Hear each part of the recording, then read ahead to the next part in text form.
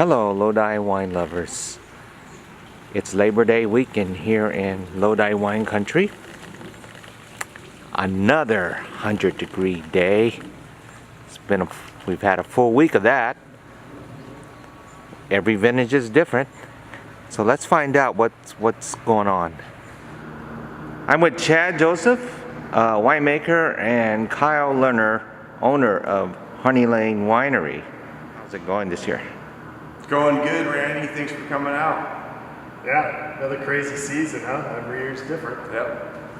Well, 2017 was a year marked by a lot of rains, and vines were real happy, real vigorous. We saw some really good results out in some of the old vines that haven't looked better in the past couple of years with the drought and whatnot. And so set up for the beginning of a really, really good harvest. But with the unprecedented heat spell that we've had lately, it's kind of made it even more challenging coming up. I don't know, Kyle's more the farming end of it, so he can talk about what he's seeing out in the vineyards.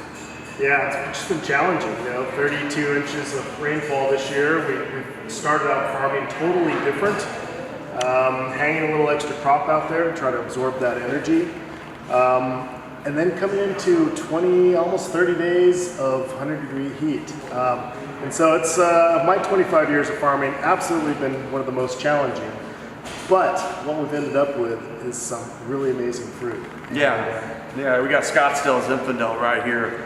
Absolutely stunning. I've never seen it so good. We've done the Albarino, we nailed it. The numbers were absolutely perfect, and we've got our Chardonnay that's fermenting in barrel. The biggest thing right now is we just have to stay on top of what the heat is producing. So Zinfandel, being a thinner skin variety, starting to break down on certain vineyards. We're seeing a big push on sugars.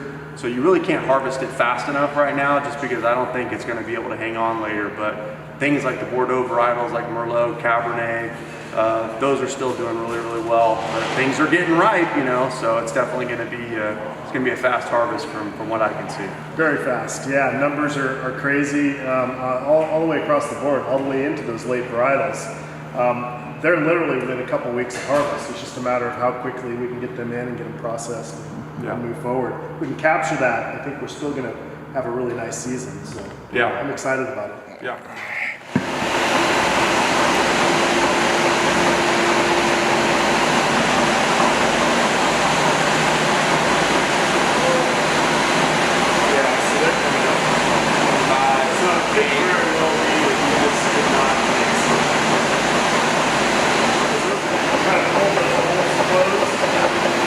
Maybe not actually.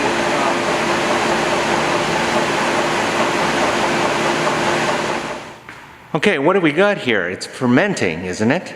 No, actually, this is still under a cold soak. This is a Scottsdale vineyard. This is Zinfandel. This is the batch that we do uninoculated. So this is relying on the indigenous yeast, and it's still just sitting here under a cold soak. It's cold.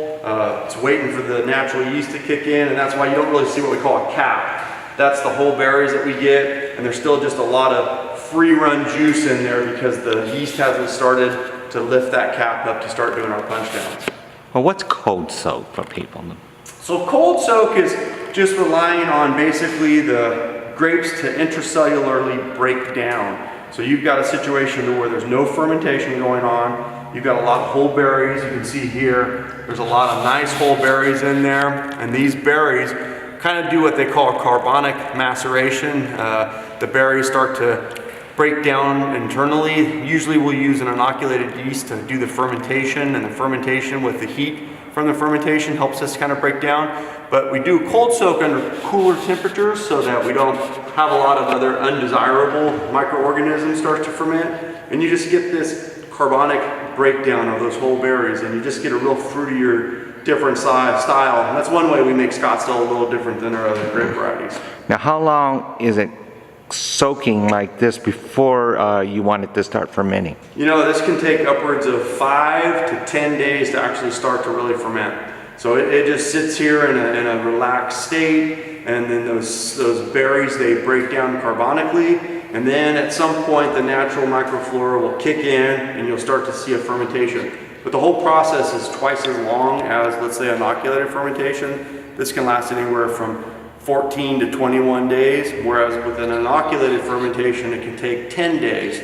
And the sugars at that point go from, 25 bricks all the way down to 0. These right here stay at 25 bricks for about 10 days, before they really start to ferment. You're gonna get a different flavor profile. I mean, the best thing that we get from this vineyard is to pronounce blueberry flavors. It's a really strong berry. In fact, Kyle can talk about the fruit that we get from the vineyard. Yeah, it's pretty amazing, and I don't know where these flavors come from. The soil profile in this vineyard is very, very similar to our Lizzie James vineyard, with the exception that this has always been coined the blueberry block. And how we get these flavors, I don't know. And if you can smell it right now, you just have this essence of blueberry just kind of coming from this macro bin.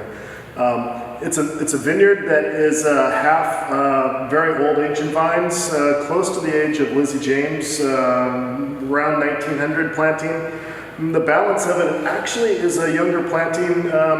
The vines went in the early 80s, so we have this combination going there. And yeah, winemakers through the years have purchased this fruit, which is all coming to us now, but they coined it the blueberry block way back when, and almost every winemaker that's had it has mentioned that. So it's fascinating. I love it. Yeah.